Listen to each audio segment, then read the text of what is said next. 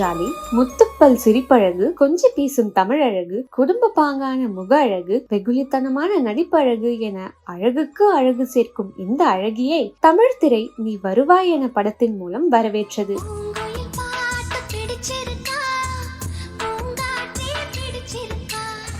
இது உங்களுதா?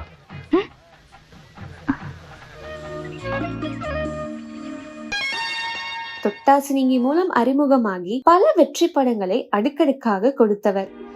என் பேர் தெரியுமா? ரம்யா. நல்லா இருக்கா? 90களில் பிரபலமான விதவிதமான காதல் பரிமாண திரைப்பட வரிசையில் நமக்கு மட்டும் என்னவா பட்னியால நாமளும் தான் கஷ்டப்படுறோம். சட்டென்று நம் நினைவுக்கு வரும் படம் என்றால் அது காதல் கோட்டை.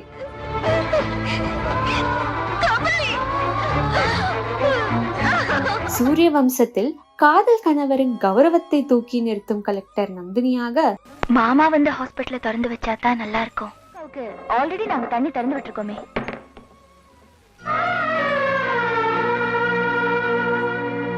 தேவயானி நடிக்கும் படங்கள் எல்லாம் வெற்றி படமே. இதை கொஞ்சம் மாற்றி சொன்னால் வெற்றி பெற்ற எல்லா படத்திலும் தேவயானி இருப்பார். டாப் ஹீரோக்களான கேரள சூப்பர் ஸ்டார் மம்முட்டியுடன் ஆனந்தம்,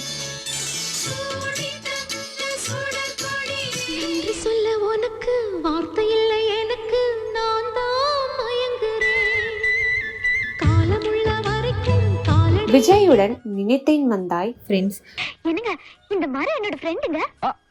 பாத்தீங்களா, ஏதோ ஒரு கேள்விக்கு பதில் சொல்லிட்டீங்கன்றதுக்காக நம்ம காதுல பூ சுத்த ஆரம்பிச்சிட்டீங்களே. ஐயோ, நீங்க நம்பலையா?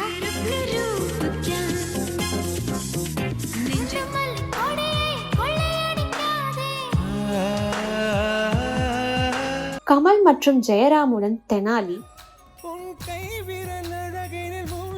குடும்ப கதாபாத்திரங்களில் மட்டுமல்ல பஞ்சதந்திரத்தில் கமலுடன் காமெடியிலும் கலக்கினார்.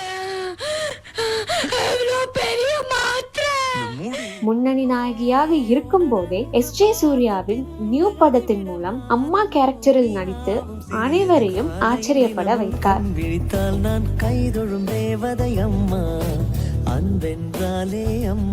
சின்ன திரையில் மெகா சீரியலில் கோலங்கள் அவியாக நம் இல்லங்களில் வலம் வந்தார். தென்னிந்திய படங்களில் பல சிறந்த படங்கள் நடித்து வெற்றி நாயகியாக வலம் வருகிறார். தமிழக அரசின் கலைமாமணி விருது, சிறந்த நடிகைக்கான மாநில விருதுகளை காதல் கோட்டை, சூரிய வம்சம், அழகி, பாரதி ஆகிய படங்களுக்கு பெற்ற நம் தமிழ்நாட்டு மருமகளான திருமதி தேவயானி ராஜகுமாரன் அவர்களை வரவேற்பதில் ஸ்ரீ லலிதாம்பிகை மருத்துவக் கல்லூரி மற்றும் மருத்துவமனை பெருமை கொள்கிறது.